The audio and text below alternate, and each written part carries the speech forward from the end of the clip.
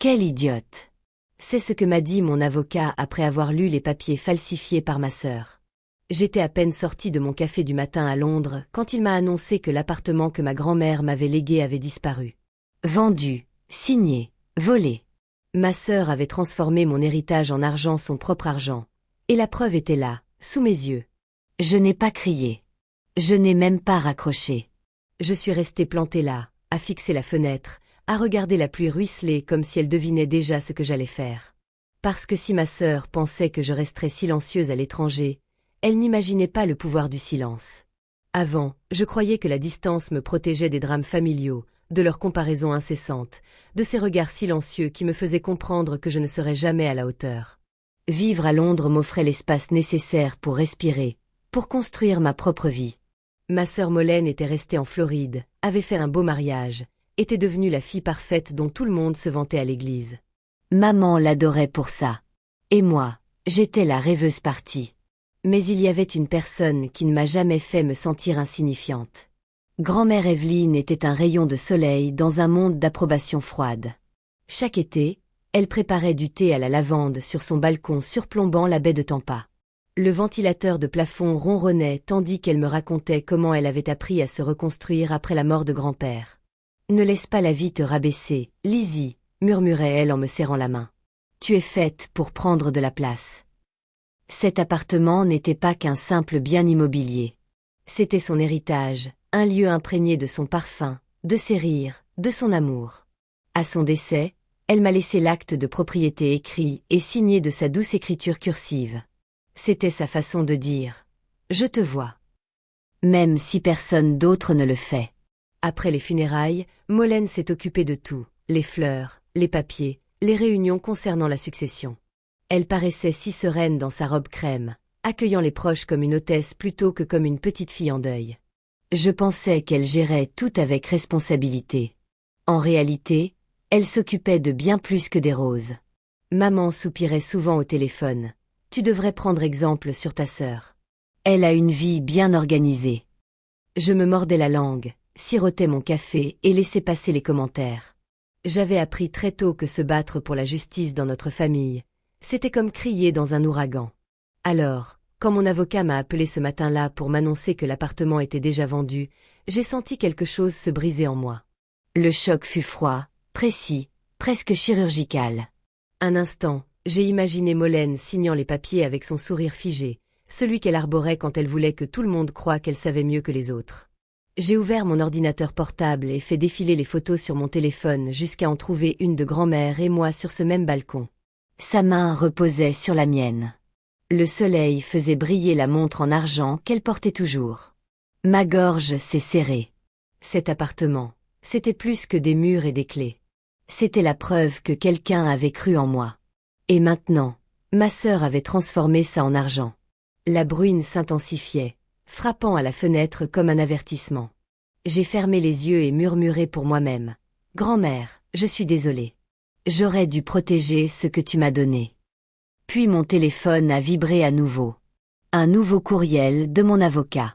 Des incohérences ont été détectées dans l'objet. Mon cœur s'est arrêté.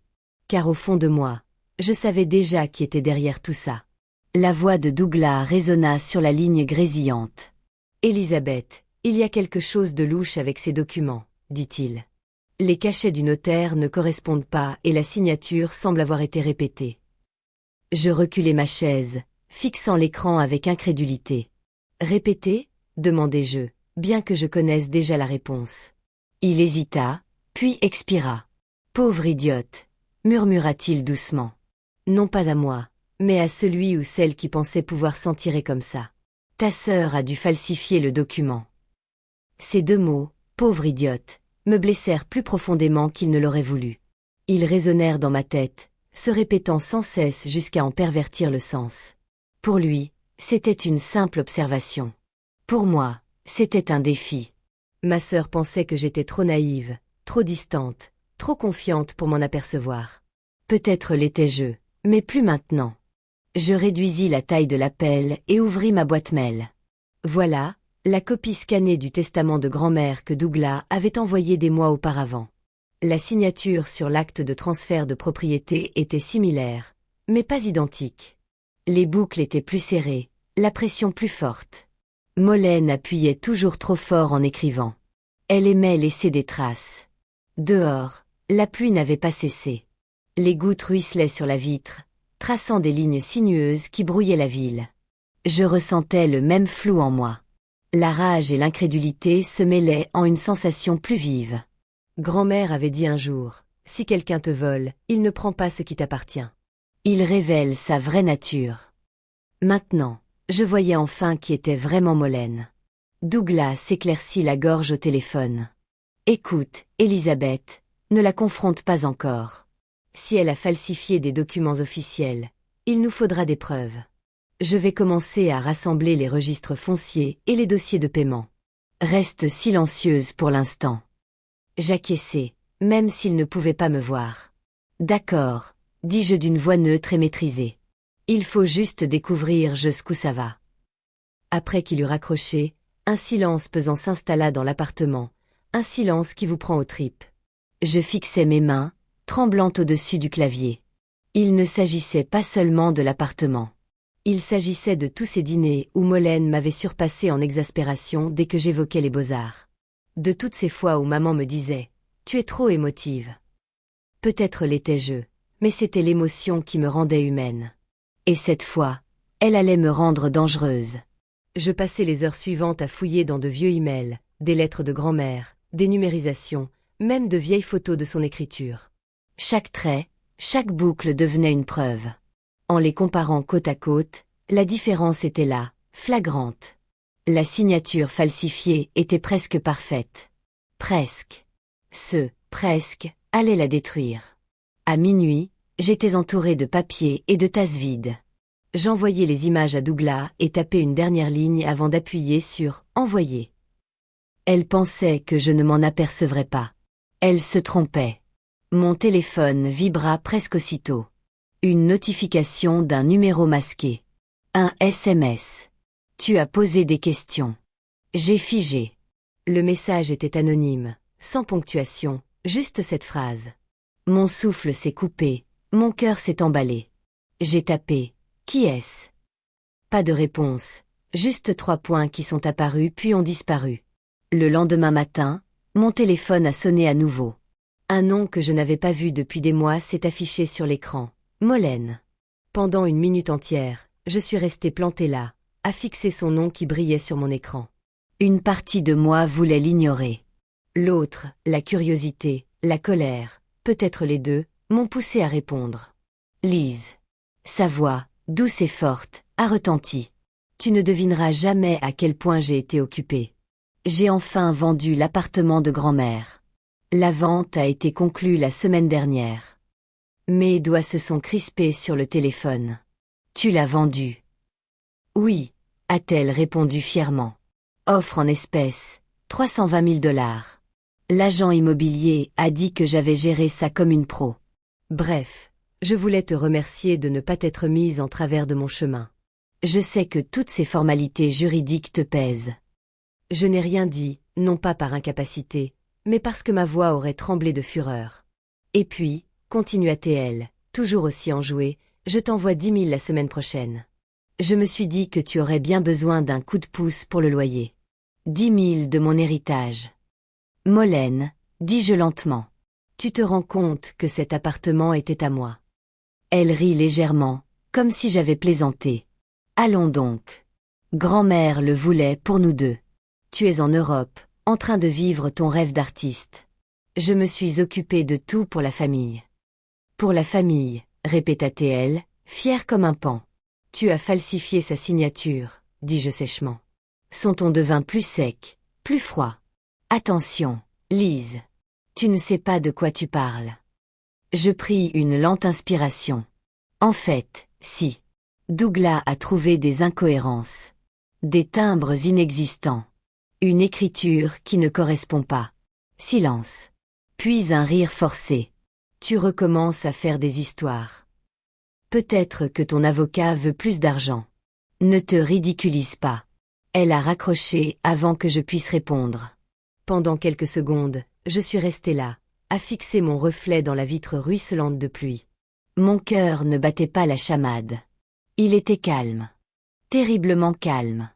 J'ai réécouté l'appel, appuyé sur enregistrer et sauvegardé l'audio. Preuve. Son arrogance me l'avait fourni. Au moment où j'envoyais le fichier à Douglas, j'étais déjà en train d'écrire un autre courriel. Continuer. Tout rassembler. Quand ma mère a appelé plus tard dans la soirée, j'ai failli ne pas répondre.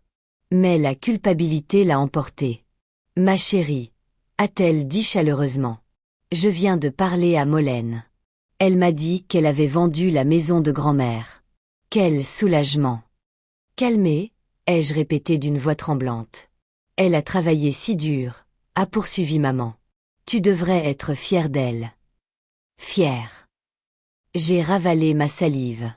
Tâté-elle dit qui en avait hérité. Un silence. Elle a dit que c'était partagé équitablement. J'ai fermé les yeux. Ce n'est pas vrai, maman.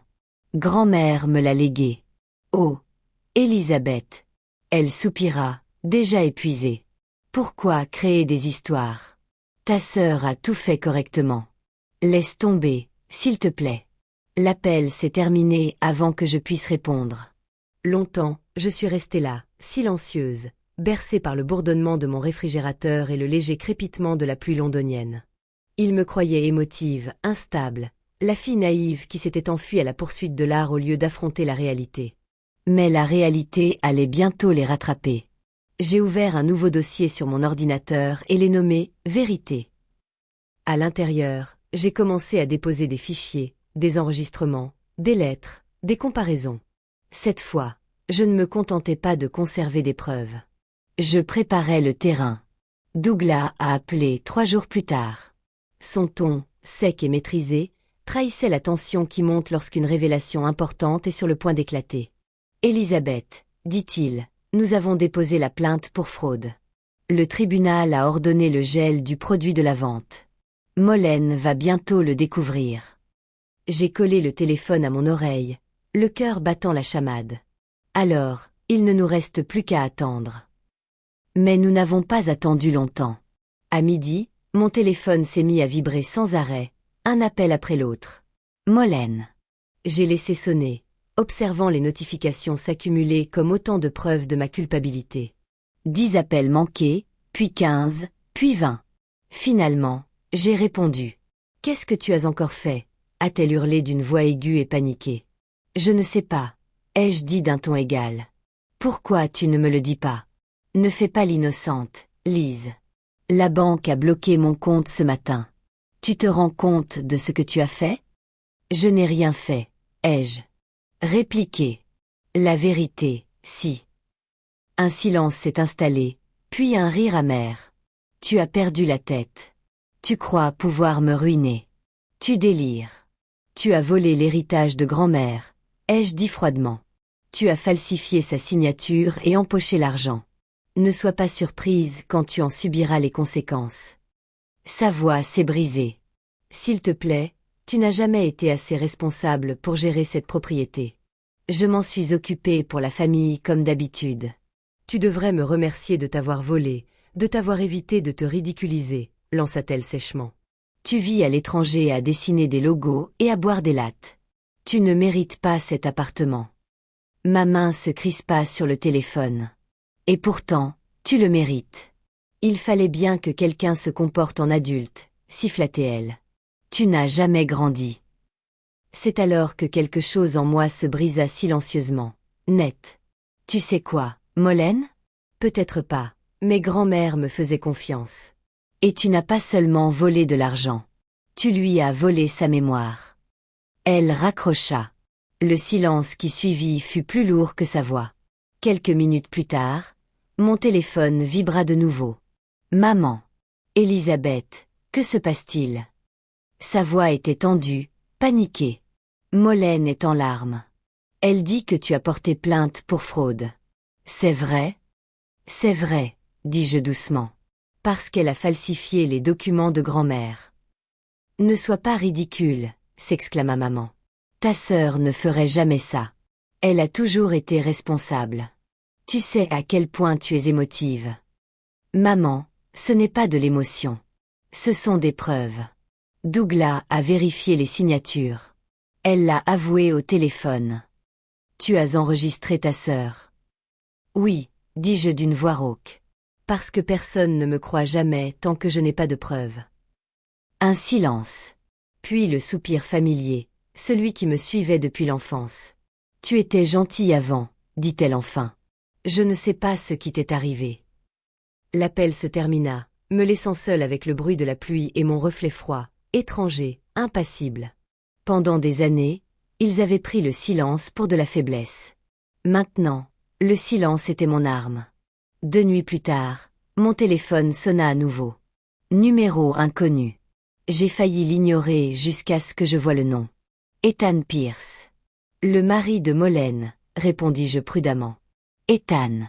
Salut, Elisabeth, dit-il doucement. Sa voix était fatiguée, dépouillée de sa politesse habituelle. J'espère ne pas aller trop loin, mais je pense que vous méritez de savoir la vérité. Je suis restée silencieuse. Je ne savais pas ce qu'elle avait fait, poursuivit-il. Elle m'a dit que vous aviez renoncé à vos droits. Je n'ai pas posé de questions, mais après que tout a dégénéré, le compte bloqué, les appels de la banque, j'ai commencé à vérifier par moi-même. Et il expira.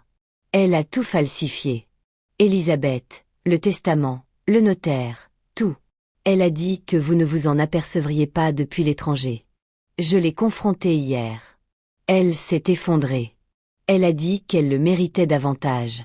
Elle a dépensé une partie de l'argent pour une nouvelle maison. Tout est perdu. Le silence s'est abattu sur moi. Et vous me dites ça maintenant parce que je ne peux plus continuer à mentir pour elle. Je témoignerai si l'affaire va au tribunal. Pendant un instant, j'ai eu le souffle coupé. Alors, merci. Vous n'avez pas à me remercier, dit-il doucement. Vous aviez raison depuis le début. Quand l'appel s'est terminé, je suis restée assise en silence, fixant les vitres striées par la pluie. Un calme étrange m'a envahi. Ni joie, ni triomphe, juste de la lucidité. Douglas a appelé le lendemain matin. Ethan coopère, a-t-il dit. On a assez d'éléments pour aller de l'avant. Les acheteurs témoignent aussi. Si on agit maintenant, c'est du béton. Fais-le, ai-je dit. Quelques heures plus tard, l'avocat de Molène a pris contact. Il voulait un règlement à l'amiable. Elle offre 150 000 $, a expliqué Douglas. Si vous abandonnez les poursuites et que vous laissez la vente se conclure. J'ai ri amèrement. La moitié de la valeur de ce qu'elle a volé. Non. Elle est désespérée, a-t-il dit. Mais si on va au procès, sa partie prétendra que grand-mère n'était pas saine d'esprit quand elle a rédigé le testament. Ça va être terrible. Je m'en fiche, ai-je dit. J'en ai assez de maintenir la paix à mes dépens. Il a marqué une pause. Tu ressembles tellement à ta grand-mère. Ça m'a fait mal, mais d'une manière positive. Cette nuit-là, je n'ai pas fermé l'œil. J'ai ouvert le dernier courriel que grand-mère m'avait envoyé. Ces mots brillaient sur l'écran noir. Si jamais je te laisse quelque chose, non, ce n'est pas de la charité. C'est une promesse. La promesse que tu continueras à vivre pleinement. C'est à ce moment-là que j'ai su quoi faire. Le lendemain matin, j'ai dit à Douglas que j'accepterais un accord, mais à mes conditions. Il a haussé un sourcil, et j'ai précisé 4 points. Premièrement, elle rédige des excuses notariées admettant tout. Deuxièmement, elle rembourse intégralement les acheteurs de parfums sur ses propres deniers. Troisièmement, elle envoie une lettre à nos parents pour leur expliquer la situation. Et quatrièmement, elle s'engage légalement à ne plus jamais contester un héritage. Il a cligné des yeux, puis a esquissé un sourire. Poétique, brutal. Je vais le rédiger. Avant le coucher du soleil, il a rappelé. Elle a accepté. Qu'est-ce qu'elle est en train de signer? Son avocat a dit qu'elle voulait juste que tout cela se termine. Quand le PDF est arrivé, je l'ai ouvert d'une main tremblante. La première page commençait ainsi. Ethan Pierce reconnaît avoir falsifié des documents juridiques relatifs à la succession d'Evelyn Monroe. Son écriture semblait petite, vaincue. Je l'ai lu 2 fois, puis je l'ai transmis à Douglas avec une simple phrase. Justice est faite. Mais la victoire n'avait pas un goût sucré. Elle était lourde, comme l'air saturé de pluie avant l'orage. Car la justice n'efface pas la trahison. Elle prouve seulement que l'on avait raison depuis le début. 2 semaines plus tard, Douglas a rappelé. C'est officiel. La propriété est de nouveau à votre nom. Les fonds sont débloqués, les acheteurs remboursés. Je me suis approché de la fenêtre, observant la température, le soleil matinal perçant les nuages. Que vas-tu faire maintenant? A-t-il demandé. La vendre, ai-je murmuré. Grand-mère ne me l'a pas laissée pour que je m'y accroche. Elle me l'a laissée pour que j'aille de l'avant. Une fois le paiement encaissé, j'ai fixé le solde. 350 000 $. Mais ce n'était pas le chiffre qui m'a fait pleurer. C'était ce qu'il représentait. L'espoir. J'ai démissionné 2 semaines plus tard et j'ai ouvert mon propre studio. Evelyne créative. Un bureau, un client, un rêve qui m'appartenait enfin. Et pour la première fois depuis des années, je ne me sentais plus insignifiante. L'appartement s'est vendu plus vite que prévu. Quand l'argent est arrivé sur mon compte, je suis restée assise dans le calme de mon appartement, à regarder les chiffres s'afficher sur l'écran. Grand-mère m'avait donné le courage de m'affirmer, et j'y étais enfin parvenue. 1 mois plus tard, un petit colis est arrivé de Floride. L'écriture de maman était inscrite sur la boîte. À l'intérieur se trouvait la montre en argent de grand-mère et un petit mot plié. Elle aurait voulu que tu aies ceci. J'ai retourné la montre, caressant du bout des doigts la gravure au dos. Le monde t'attend. Le tic-tac était faible mais régulier, comme un battement de cœur qui aurait voyagé à travers le temps. Molène est retournée vivre près de nos parents, a vendu sa nouvelle maison à perte et a demandé le divorce. Je ne la haïssais plus. J'espérais simplement qu'elle ait compris ce que grand-mère m'avait appris. La liberté et l'intégrité valent plus que tout ce qu'on peut voler. Un matin, le soleil inondait mon bureau, réchauffant la montre en argent à mon poignet. J'ai souri et murmuré. J'ai réussi, grand-mère. Aux alentours de Londres, l'effervescence était palpable. Nouveaux clients, nouveau départ, une vie enfin à sa place. Si vous avez déjà dû vous battre pour ce qui vous semblait juste, dites-moi, en valait-il la peine? Abonnez-vous et partagez.